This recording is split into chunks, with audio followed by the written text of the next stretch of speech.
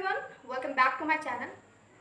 आज हम लोग स्टार्ट करने वाले हैं ईवीएस पेडागोजी सीरीज़। इस सीरीज़ में हम लोग डिटेल्ड वे में ईवीएस पेडागोजी को स्टडी करेंगे।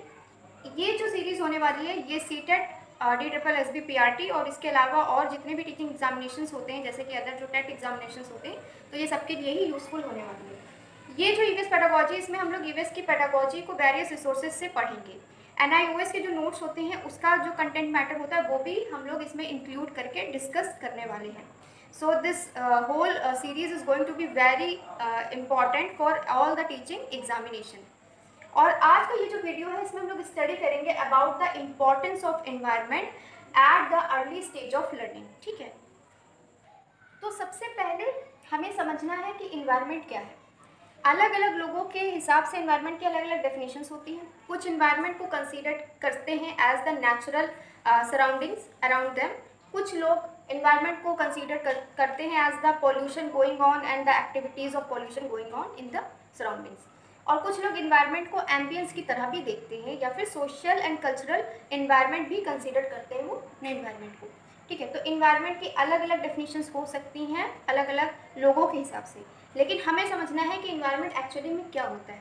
ये समझना बहुत ज़्यादा इंपॉर्टेंट इसलिए भी है क्योंकि अगर आप अदर सब्जेक्ट्स की बात करें जैसे कि मैथ्स है, साइंस है और आपका इंग्लिश है, हिंदी है, जब हम इसकी पेडागोजी की बात करते हैं तो कहीं ना कहीं हमें इसका कंटेंट मैटर पता होता है थोड़ा बहुत कि इंग्लिश में क्या होता है, हिंदी में क्या होता है। इंग्लिश एक लैंग्वेज है, हिंदी एक लैंग्वेज है, ये हमें समझ में आता है।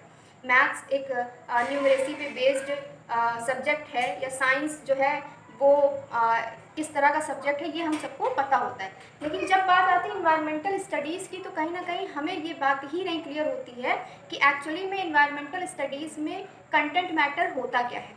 ठीक है, सो फॉर दैट हमें ये पता होना चाहिए कि इन्वायरमेंटल का मीनिंग क्या होता है। तो अगर हम सबसे सरल शब्दों में इसको डिफाइन करें तो environment is everything that is surrounding us या everything that is present around us is environment. Environment में वो हर एक चीज़ आती है जो आपके आसपास है। ये भी आपके इन्वायरमेंट में है, ये बोर्ड ये आपके इन्वायरमेंट में, या और जितनी भी चीज़ें हैं from this marker till this board or these walls, everything considers you can consider everything as your environment। ठीक है, तो ये एक डेफिनेशन हो गई। अब इन्वायरमेंट के कई तरह के टाइप्स होते हैं जैसे कि नेचुरल इन्वायरमेंट। ठीक है, ये जो जितने भी पेड़ पौधे होते हैं ये हमारे नेचुरल इन्वायरमेंट में आते हैं। जो हमारी बायोटिक एंड एबायोटिक जो कंपोनेंट्स होते हैं वो सब हमारे नेचुरल इन्वायरमेंट में आते हैं। इसके अलावा सोशियो कल्चर इन्वायरमेंट भी होता है। ठीक है, इंसान जिस कम्युनिटी से बिलोंग करता है या जिस कम्युनिटी के मतलब आसपास रह रहा है, जिन कम्युनिटी के पीपल्स के साथ में रह रहा है तो वो उसका सोशियो कल्चर इन्वायरमेंट कंस्टिट्यूट करता है। ठीक है, इसके अलावा भी कई सारे इन्वायरमेंट के क्लासिफिकेशन हो सकते हैं। ठीक है, तो हमें यहाँ पर मोटे तौर पर ये समझना है कि इन्वायरमेंट वो है जो हमारे चारों ओर है। ठीक है, वो सब कुछ जो हमारे चारों ओर है वही हमारा इन्वायरमेंट होता है। ठीक है, नेक्स्ट हमारा जो पॉइंट आता है कि why this environment is necessary और इम्पॉर्टेंट फॉर चिल्ड्रंस। ठीक है, इसका क्या इम्पोर्टेंस है।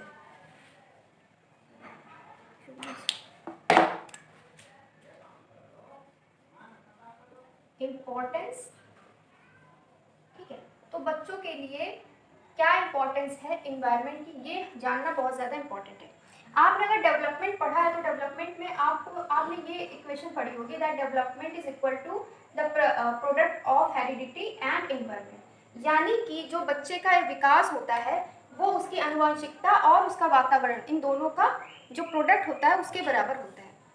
कह सकते हैं हम कि बिना इन्वायरमेंट या बिना हेरिडिटी यानी कि इनमें से अगर एक भी चीज़ मिसिंग है तो बच्चे का डेवलपमेंट सही प्रकार से नहीं हो पाएगा, मतलब सही ढंग से नहीं हो पाएगा।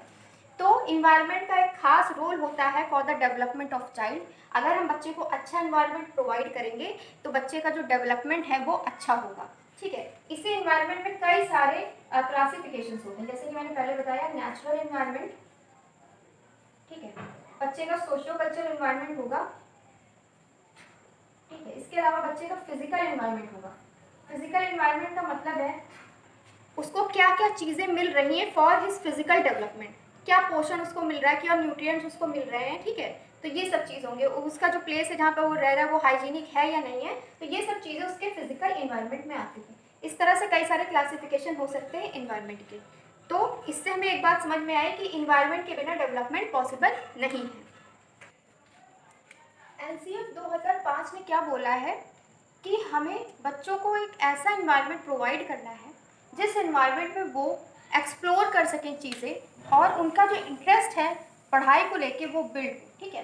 तो एनसीएफ 2005 ने बहुत ज़्यादा जो फोकस है वो इन्वायरमेंट पे रखा है, ठीक है, कि कैसा वातावरण हमें बच्चों को देना है जिसमें वो चीज़ों को एक्सप्लोर कर सकें, सीख सकें, अपने इंटरेस्ट को, अपनी क्रिएटिविटी को जो है वो बाहर ला सकें, ठीक है। तो ये है जो एनसीएफ 2005 ने बोला। इसके अलावा how we could link environment to the child, ठीक है, हमें इन्वायरमेंट को कैसे बच्चों के साथ लिंक करना है और क्यों ये ज़रूरी है।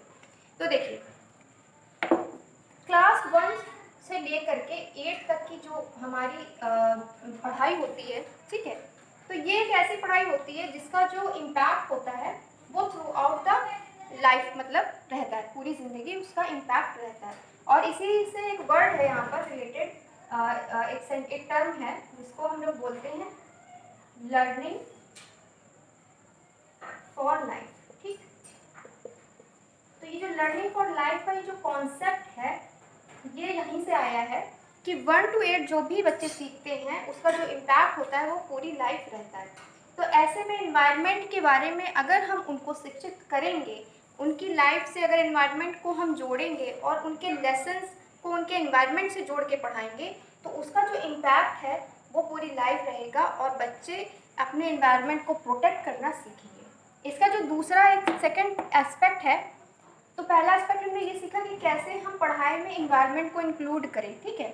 अब दूसरा एस्पेक्ट होता है कि कैसे हम जो हमारे चैप्टर्स हैं, हमारे लेसन्स हैं, किसी भी सब्जेक्ट के हो, कैसे हम बच्चों के इन्वायरमेंट से उसको कनेक्ट करके पढ़ाएं, ठीक है। अगर आपने कभी लेसन प्लान्स वगैरह बनाए होंगे अपने टीचर ट्रेनिंग के दौरान तो आपने वहाँ पर देखा होगा कि जो हम क्वेश्चंस पुटअप करते हैं बच्चों से उसको हम कहीं ना कहीं लिंक करने की कोशिश करते हैं उनके इन्वायरमेंट से या उनकी जो डेली लाइफ है उससे, ठीक है। तो दो यहाँ पर एस्पेक्ट हो गए कि कैसे हम इन्वायरमेंट को चाइल्ड से लिंक करें। तो ओवरऑल हम ये बोल सकते हैं कि इन्वायरमेंट के बिना बच्चों की जो डेवलपमेंट है, उनकी जो प्रोग्रेस है वो नहीं पॉसिबल है और हमें बच्चों को एक अच्छा इन्वायरमेंट देना है। साथ में ये जो स्टार्टिंग के ईयर्स होते हैं जिनको हम बोलते हैं प्राइमरी स्टेज होती है बच्चों की, वहाँ पर हमें इन्वायरमेंटल स्टडीज़ पढ़ाना बहुत ज़रूरी है। बच्चों के लाइफ में इन्वायरमेंटल वैल्यूज़, कैसे हम इन्वायरमेंट को प्रोटेक्ट करें और कैसे हम अपने नेचर को प्रोटेक्ट कर सकते हैं, तो ये सब चीज़ें हमें बच्चों को सिखाना चाहिए स्टार्टिंग प्राइमरी स्टेज में, ताकि वो ओवरऑल उनकी लाइफ में वो इम्पैक्ट रहे और वो अपने इन्वायरमेंट को भी समझ सकें, ठीक है। इसके अलावा जो नेक्स्ट जो हमारा क्लास होगा वहाँ पर हम अब डिटेल्ड मैनर में ईवीएस की पेडागोजी स्टार्ट करेंगे, यानी कि हम लोग इसके बाद वाले जो क्लास होगा उसमें हम ये स्टडी करेंगे कि ईवीएस का यानी कि इन्वायरमेंटल स्टडीज़ का क्या स्कोप है प्राइमरी स्टेज में। तो अभी ये इन्वायरमेंट टर्म का इंट्रोडक्शन था। हमने यहाँ पर देखा कि क्या इन्वायरमेंट टर्म होता है, कैसे ये जो टर्म है ये बच्चों के लिए इम्पॉर्टेंट है, कैसे इन्वायरमेंट का जो इम्पॉर्टेंस है वो अर्ली स्टेज में है, तो ये सब चीज़ें हम लोगों ने यहाँ पर देखी। अब नेक्स्ट वीडियो से हम लोग इन्वायरमेंटल स्टडीज़ की पेडागोजी स्टार्ट करेंगे।